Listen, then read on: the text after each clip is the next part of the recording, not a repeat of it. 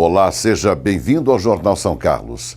Em um ano de investigações, a Lava Jato já condenou 57 pessoas.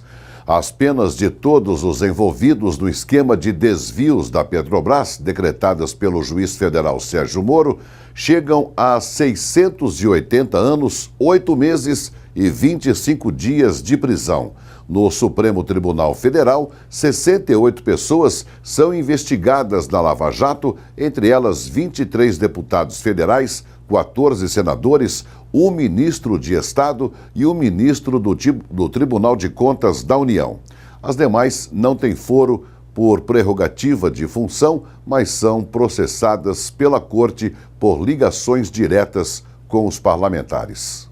E veja também, São Paulo contra a dengue. Estão sendo investidos 50 milhões de reais no combate à doença. Tarifa de energia continuará subindo no ano que vem e as vendas do comércio estarão comprometidas em 2016. Estes assuntos agora no Jornal São Carlos.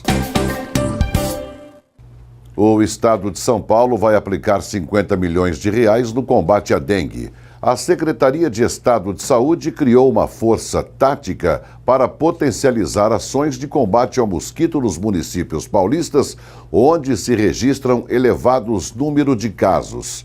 São 500 novos agentes da SUSEM e 30 médicos militares para reforçarem as ações, além de parcerias com a iniciativa privada para expandir a disseminação e orientações sobre a dengue. Serão 150 novos atomizadores para aplicação de inseticidas e de 450 kits de equipamentos de proteção individual para a segurança dos funcionários. Serão compradas ainda 7 vans e a manutenção de 50 caminhonetes. A SUSEM opera de forma articulada com os vários órgãos que participam do Sistema Único de Saúde.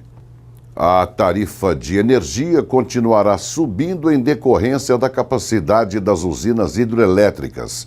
Os números do setor energético, calculados pelo governo, serão apresentados na sexta-feira, mas já é sabido que a quantidade de eletricidade que cada unidade pode fornecer, a chamada garantia física, deve cair até 10%. Nos últimos 12 meses, encerrados em outubro, a energia subiu em média no país 52,30%, segundo o IBGE. A inflação para famílias com menor renda ficou acima do IPCBR, que mede a variação de preços para as famílias com nível de renda situado entre 1 e 33 salários mínimos mensais, e fechou novembro com alta de 1% e o acumulado dos últimos 12 meses com variação de 10,39%. A alta de novembro reflete aceleração de preços em 4 das 8 classes de despesas componentes do índice, com destaque aí para alimentação, grupo educação, leitura e recreação e comunicação e vestuário. O faturamento do varejo em São Paulo deve cair 7% este ano e 5,1% em 2016. A projeção é da FenaComércio. A receita de vendas deve atingir 530 bilhões de reais agora em 2015, o que caracteriza 40 bilhões e meio a menos do que no ano anterior. E em 2016, a receita deve atingir 504 bilhões. O estudo mostra que no ano que vem haverá avanço apenas nas regiões de Marília e Guarulhos, e a maior baixa percentual deve ser sentida nas regiões de Campinas, Osasco e Araraquara.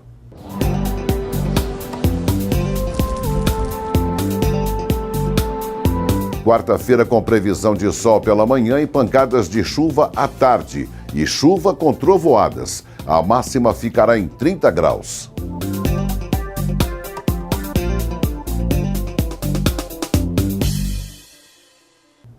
Alunos do Instituto de Ciências Matemáticas e de Computação da USP aqui de São Carlos foram selecionados para participar de um concurso internacional sobre práticas econômicas de água. Eles criaram um sistema inteligente que ajuda a economizar na produção de alimentos. Esses pesquisadores da empresa OpenChip, junto com alunos do CMC, criaram um sistema inteligente de irrigação para pequenos produtores. Ajudar o pequeno agricultor, principalmente no manejo da irrigação. Então, tanto no auxílio do trabalho da irrigação, né, automatizando, quanto no manejo na economia de água, quando irrigar e quanto irrigar. Com um sensor conectado a uma válvula e um software, eles desenvolveram um projeto que ajuda a economizar no uso da água na produção de alimento. Bom, o cultivo funciona de uma maneira bem simples, né? A gente liga uma solenoide, uma válvula solenoide a uma saída de água, que é a saída de água que o produtor já tem na propriedade.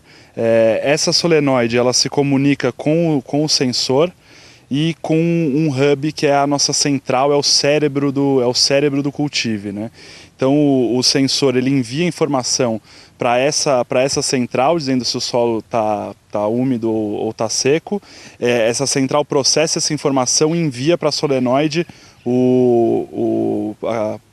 a abertura ou não dessa válvula. Então o funcionamento é bem simples, ele funciona em uma rede própria, independe de internet.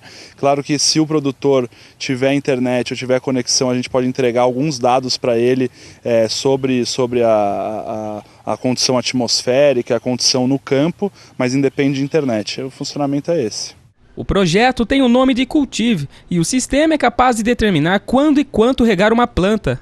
Ele conectado à internet, ele consegue captar a meteorologia, né? Então ele tem uma previsão de que vai chover e aí ele pode segurar o sistema.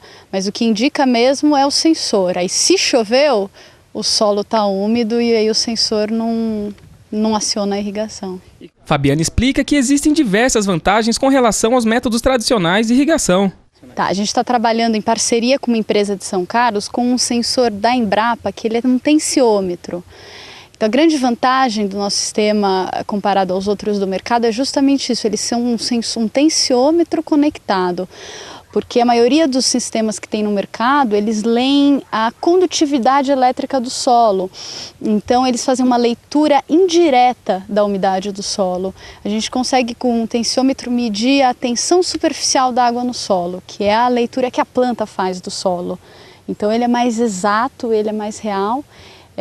Ele não precisa de internet, ele tem a própria rede entre os sensores criam uma rede própria, então no campo que não existe sinal de internet ele funciona muito bem, ele funciona em energia solar e ele é automático, ele não necessita de interface com o produtor caso ele não queira. Então acho que essas são as vantagens com os que já existem no mercado.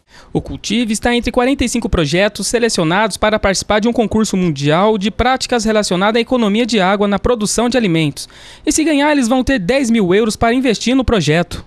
Para a gente foi muito legal, né, participar dessa competição. Estar participando dessa competição, né? No caso, se a gente vier a vencer, acho que independe, para a gente participar desse tipo de competição é muito importante até como forma de poder falar do nosso produto, do nosso serviço que a gente está fazendo, é uma forma também de promoção, né? Independente se ganhar ou não. Claro que se ganhar, a gente ganha visibilidade também, quem sabe a gente está em busca de investimentos, está em busca de investidores para poder tornar o produto industrial. Então, quem sabe com um prêmio, a atenção dos investidores voltem mais para a gente, né? Que a gente está passando por um ano complicado aí no sentido de investimento, né? Com toda a questão aí no país, né? Estão abertas as inscrições para o cursinho pré-vestibular da Universidade Federal de São Carlos, que podem ser feitas pela internet ou pessoalmente no campus da UFSCar. Os interessados devem apresentar o pagamento da taxa no valor de R$ 25. A divulgação dos locais da prova de exame será a partir do dia 24 de janeiro. E no dia 31 de janeiro acontece a prova de habilidades e conhecimentos básicos e entrega da documentação para o processo socioeconômico. Maiores informações no site do Manual do Candidato. O cursinho da UFSCar se destina a alunos de camadas populares. O preço da mensalidade varia de acordo com a condição econômica de cada um. No ano passado, variou entre R$ 30 e R$ 70. A FATEC, Faculdade de Tecnologia de São Carlos, vai contratar docentes através de processo seletivo para a função de professor de ensino superior padrão IA para as disciplinas de análise de investimentos, Espanhol 1 e Fundamentos da Gestão da Qualidade. As inscrições serão recebidas até o próximo dia 17, entre as 9 e 11 da manhã e das 2 às 4 da tarde, na Unidade de Ensino FATEC São Carlos, a Rua Marechal Deodoro, 3183, na Vila Néria. Outras informações pelo telefone 3307-7545. Agora as vagas de emprego disponíveis na Casa do Trabalhador São Carlense. Confira.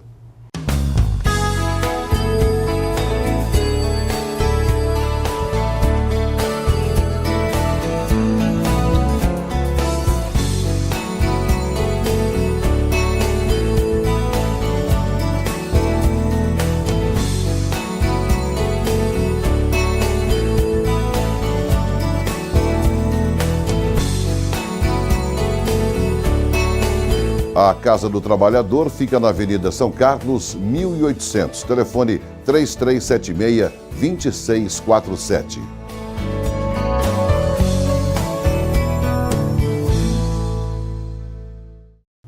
A Secretaria Municipal Especial de Infância e Juventude está com inscrições abertas para várias atividades no Centro da Juventude Lauriberto José Reis, do bairro Cidade Araci. As vagas são para aulas de basquete, tênis de mesa, futebol, capoeira, zumba, dança de rua, atividades físicas, atividades lúdicas e recreativas. As inscrições são gratuitas e podem ser feitas na Secretaria do Centro da Juventude, a Rua José Francisco Bicaleto, no Cidade Araci, de segunda a sexta, das 8 da manhã às 2 da tarde. Outras informações podem ser obtidas pelo telefone 3372-0076. O governo do estado de São Paulo estendeu até o próximo dia 15 de dezembro o prazo para contribuintes quitarem suas dívidas com o estado por meio do Programa de Parcelamento de Débitos, o PPD. Com a reabertura, o programa passa a ficar integrado ao mutirão de conciliação realizado pelo Tribunal de Justiça do Estado, Secretaria da Fazenda e Procuradoria-Geral do Estado. O débito pode ser parcelado em 24 meses, com descontos de até 50% nas multas e 40% nos juros. Para quem pagar à vista, o desconto é de 75% sobre o valor das multas e 60% sobre o volume de juros. O São Carlense conta com um novo acervo de livros, Ítalo Savelli. São mais de 3.000 títulos e o material está na Fundação Promemória de São Carlos. O acervo estava sob a responsabilidade da empresa Tecance e em 2012 fez a doação para a Fundação Promemória. Esse acervo fazia parte da biblioteca da Tecance, foi uma doação da família do professor Ítalo Savelli para a Tecance, e essa biblioteca foi desativada em 2012 e eles doaram os livros para a Fundação Promemória. Composto por quase 3.000 livros, todo o material já foi catalogado. Então, o acervo no total ele é composto por cerca de 2.920 livros. E dentre esses 2.920 livros, nós temos cerca de 40% do acervo que é composto por livros de literatura. Temos livros de literatura inglesa, brasileira, norte-americana, portuguesa, principalmente romances, contos, crônicas e críticas nacionais também. O acervo Ítalo Savelli se juntou à Biblioteca de Apoio e ao acervo Lobo. Agora somam mais de 8.400 títulos que ajudam a preservar nossa história. Eu vejo o acervo Ítalo Savelli como principalmente um meio de preservação da memória de uma grande personalidade da nossa cidade, né? Ítalo Savelli foi um professor, por mais de 30 anos lecionou no Instituto Álvaro Guião, um advogado também, escritor e poeta também, né? Então o nosso acervo aqui é um acervo muito rico. Então, na verdade, a população vai ter acesso a um grande hall de obras, né? obras raras, desde 1890 até 1990, de literatura, de história, biografias. Temos cerca de 20 biografias do Machado de Assis, outros escritores nacionais de grande renome também. Temos alguns livros também de escritores são-carlenses, né? Como Cibele Vanderlei, Hugo Colim Ferreira, dentre outros, né? Então, nós, a equipe do Promemória, estamos muito felizes de poder disponibilizar todo esse rol, né, de cultura, né, para a nossa população, o nosso povo de São Carlos, né? E você pode visitar a biblioteca da Fundação Promemória de segunda a sexta entre o meio-dia e 6 da tarde e seu acervo também está disponível através do site. E na sexta-feira agora tem a apresentação de Gabi Milino no Sesc. Um Pierrot apaixonado que vivia só cantando por causa de uma colombina acabou chorando. Gabi Milino canta e compõe. A arquiteta que virou cantora lançou seu primeiro CD em maio deste ano com 11 canções de sua autoria. Levando este grande chute foi tomar vermute com amendoim. Suas criações refinadas poderão ser ouvidas nesta sexta-feira a partir das 8 da noite no Sesc. Ingressos a R$ 5 e R$ 17. E o Jornal São Carlos desta terça-feira termina aqui. Produção TV Educativa, canal 48 em sinal aberto e 12 pela NET. A você que nos acompanha, o nosso muito obrigado pela audiência e amanhã a gente se vê.